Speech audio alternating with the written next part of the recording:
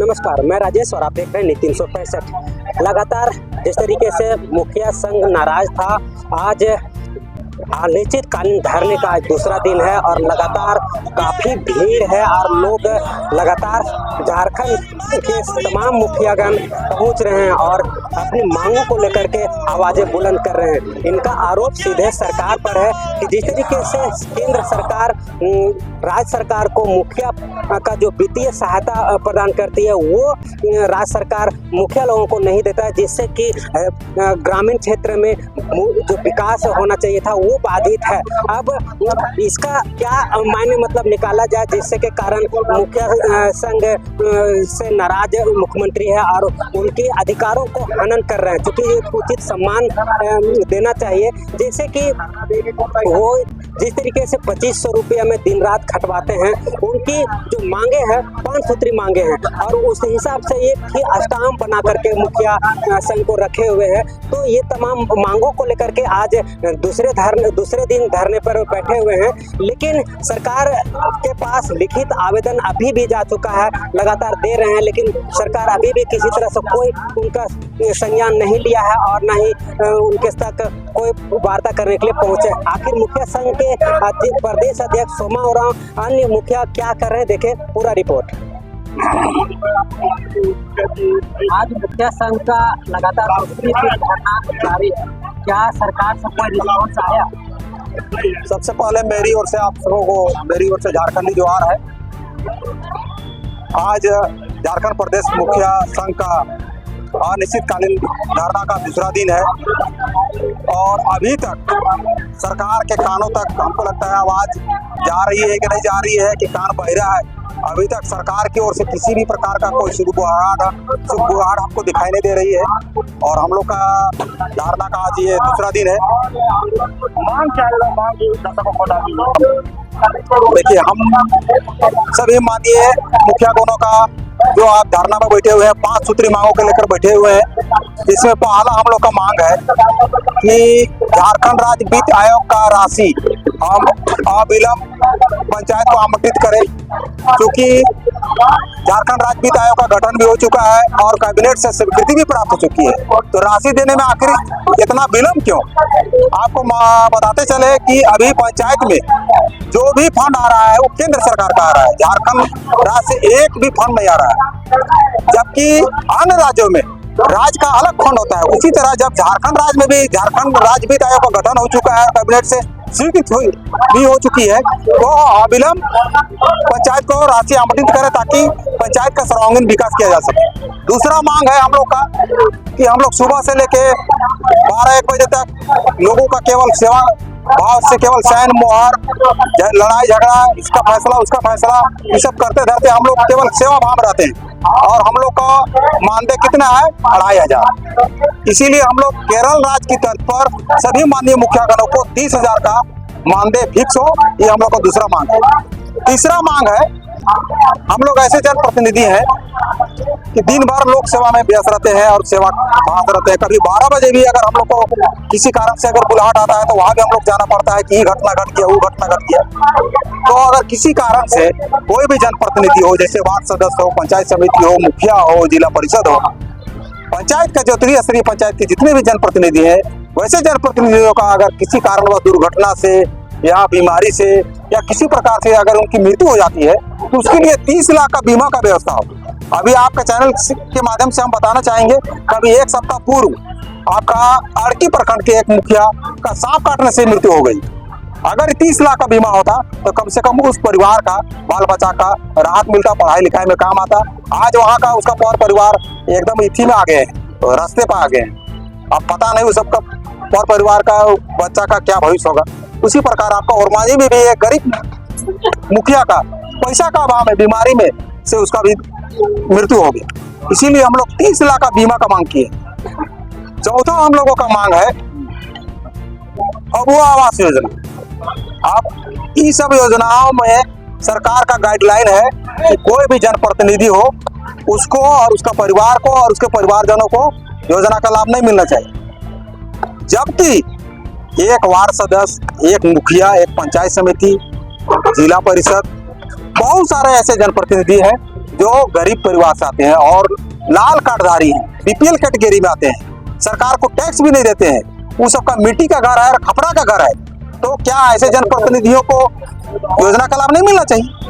अब आप देख लीजिए, एक पंचायत में वार्ड सदस्य को आप कितना मानदेय दे रहे हैं, 200 रुपया महीना दे रहे हैं, और उसको मैया योजना का भी लाभ नहीं दे रहे हैं, अगुआ योजना का भी लाभ नहीं दे रहे हैं, तो आप आपके पीछे क्यों रहेगा भाई? और एक तरफ आप देख लीजिए, माननीय विधायक, माननीय सांसद और माननीय मंत्रियों का आलीशान अरबों का मकान एसी युक्त है, सारा सुविधा, और उतना ही नहीं, उस सबके लिए स्पेशल ब्रांडेड 70 लाख 80 लाख का गाड़ी, और उतना में भी मन नहीं भर रहा है। अभी कैबिनेट से भी पास कराए हैं ब्रांडेड 7-7 हजार का एक आदमी को फोन, और प्रति महीना रिचार्ज के लिए 3000। जबकि आपको हम चैनल के माध्यम से बताना चाह रहे हैं, कोई भी राज्य या कोई भी देश तभी विकास करेगा जब उसका गांव घर विकास करेगा, और गांव घर को क्या संभालेगा? वहां का मुखिया संभालेगा। तो मुखिया को आप क्या दे रहे हैं? 2500 का तनख्वाह दे रहे हैं, और एकदम गौरव काटा जैसे उसको काम करवा रहे हैं, ये नोटिस ऐसा करना है, ऐसे में कैसे चलेगा? इस प्रकार झारखंड राज्य के माननीय मुख्यमंत्री सर्वे सर्वा है, उसी प्रकार एका को पंचायत का माननीय मुखिया वहां का एक मुख्यमंत्री है। 4 साल बीत गया, अभी इलेक्शन आने वाला है, लेकिन 4 साल बीतने जा रहा है। ये माननीय मुख्यमंत्री को चाहिए था झारखंड प्रदेश के सभी माननीय मुखियागणों को एक जगह बुलाते हैं और उससे वार्ता करते और कहते कि आप माननीय मुखियागण अपना पंचायत का विकास कीजिए, आपके पास क्या समस्या है हमको बताइए, हम उसको पूरा करेंगे। लेकिन माननीय मुख्यमंत्री को यहाँ समय कहाँ है? हम लोग आवेदन दिए जा रहे हैं, विधानसभा सत्र शुरू होने से पहले आवेदन दिए, उसके बाद सत्र चल रहा था उस दौरान आवेदन दिए, उसके बाद अभी फिलहाल 20 अगस्त को दिए हैं, मिल कर वार्ता करेंगे, अपना समस्या रखेंगे। लेकिन कहीं हम लोग को समय भी नहीं मिल रहा है, ना समय दिए ना कुछ नहीं, और हम लोग काफी त्रस्त हैं, हम लोग सभी माननीय मुखियागण काफी त्रस्त हैं। इसीलिए आप लोग एकदम सरकार का मेन के माननीय मुख्यमंत्री है, इसका विभागीय मंत्री है, इस सब से हम लोग सारे झारखंड प्रदेश के सभी मुखियागण काफी नाखुश हैं। अगर जिस तरह से आप लोग मुखियागण नाखुश हैं, तो चुनाव है, तो क्या चुनाव में क्या प्रभाव पड़ेगा? हम आप लोग का चैनल के माध्यम से बताना चाह रहे हैं, हम लोग का अनिश्चितकालीन धरना तब तक जारी रहेगा जब तक हम लोग को 5 सूत्री मांग पूरा नहीं करेगा, और नहीं तो आने वाला विधानसभा में अगर हमारी 5 मांग सूत्री को अगर पूरा नहीं करते हैं ये सरकार, तो आने वाला दिनों में विधानसभा में इसका हम लोग बैलेट से जवाब देंगे, और इस सरकार का हम तख्ता पलट देंगे, बता दे रहे हैं। मुखिया संघ तख्ता पलट करने की तैयारी में है, पूरा हम लोग तैयारी में। हम लोग का अगर सरकार आपका चैनल के माध्यम से चेते और सुधरे और हम लोग का मांग जो 5 सूत्री मांग है उसको अविलंब पूरा करे, और नहीं तो आने वाला दिनों में इसका हम लोग इस सरकार का तख्ता पलट देंगे सभी मुखिया का। मेरा नाम सोमा उरा है और हम झारखंड प्रदेश मुखिया संघ के अध्यक्ष हैं। मुखिया का जो अधिकार होता है उसका भी विधायकों द्वारा हस्तक्षेप किया जा रहा है। तो हमारे विधायक के द्वारा बताया जा रहा है कि वहाँ के एक मुखिया को पदच्युत कर दिया गया है, वित्तीय अनियमितता को लगा करके। क्या ये भावना लोग बात उठाई जाएगी? 5 प्रमुख मांगों में से में ये भी हमारा मांडर का जो है प्रभा चिकित्सा को पद से पदच्युत कर दिया गया है ना, ये भी हम लोग एक प्रमुख मांग है। और हमारे जहाँ तक मांडर विधानसभा के जो वर्तमान विधायक है उनके द्वारा वहाँ अभी तानाशाही किया जा रहा है, हिटलरशाही है ना। देखिए वो तो अपना क्षेत्र में कुछ कर नहीं पा रही है, और हम लोग को पंचायती का जो भी कार्य क्षेत्र है उसमें दखल दे रही है।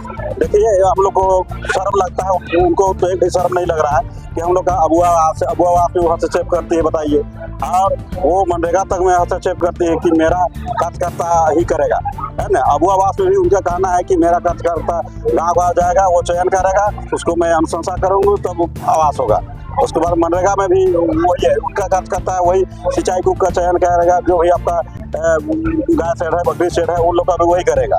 तो इस तरह का मान के चलिए कि उनका कार्य क्षेत्र अलग है, मुखियाओं का अलग है। तो हम लोग तो कभी उनका कार्य क्षेत्र में दखल नहीं देते हैं, लेकिन विधायक को सोचना चाहिए कि भाई एक मुखिया है, मुखिया भी वहाँ का मुख्यमंत्री है अपना क्षेत्र का।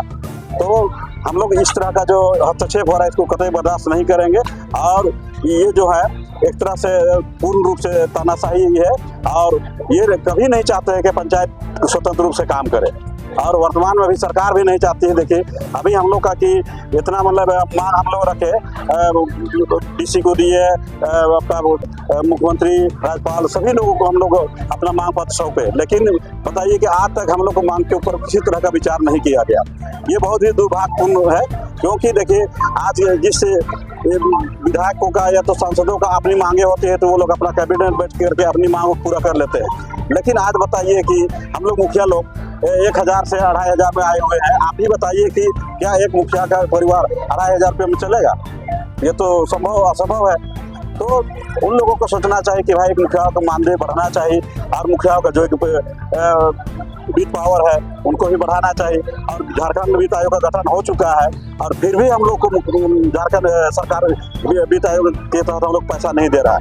ये तो एकदम बिल्कुल तानाशाही है, क्योंकि देखिए 28 राज्य में 27 राज्य में ऑलरेडी वहाँ की सरकार मुखियाओं को वित्त आयोग के माध्यम से प्रत्येक पंचायत को 3 से 5 करोड़ रुपया दे रही है।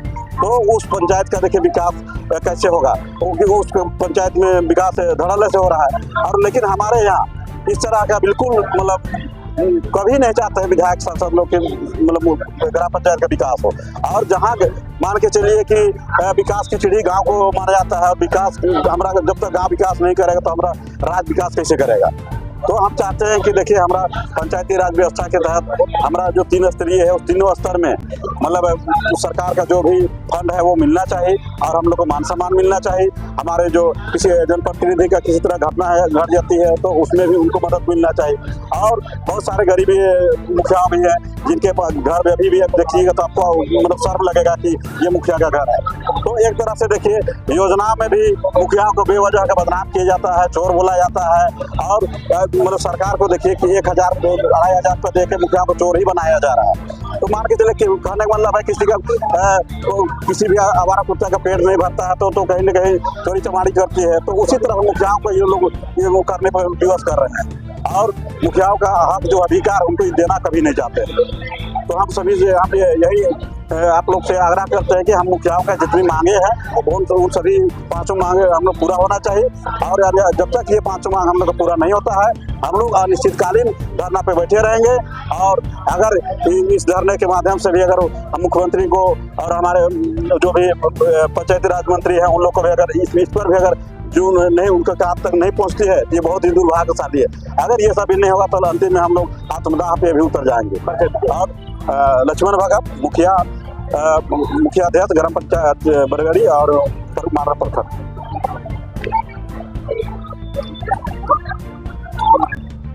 आप लोग मुखिया संघ अनिश्चितकालीन धरना पर आ गए हैं। मैया योजना को सरकार बहुत ये से लागू कराना चाहती है और उसी पर अपना नैया ही पार करना चाहती है, लेकिन मुखिया अहम भूमिका होगा उसमें। लेकिन आप लोग अनिश्चितकालीन धरना पर आ गए, क्या कहेंगे?